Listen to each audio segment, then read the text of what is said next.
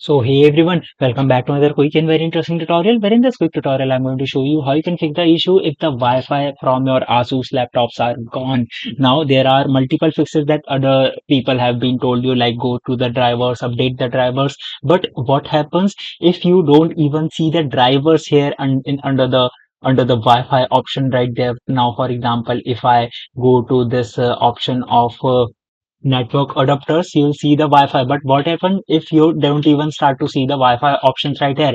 Now, in order to fix that, you need to just simply hard reset your laptop. That means the hardware reset. In order to do it, just simply press your power button for 50 seconds, not 10 seconds. Just press and hold it for 50 seconds. What it does, it will reset the hardware of your laptop. It will now scan all the hardware that are connected to your laptop again, and it will automatically initiate the drivers according to it. So press and hold the power button while your laptop is on for 50 seconds. You'll notice that in 10 seconds the screen goes off, but you don't need to release it. You can hold it up to 50 seconds. Once the 50 seconds are done, now just simply turn on your laptop as it you usually do, and you'll notice that your Wi-Fi option will definitely come back.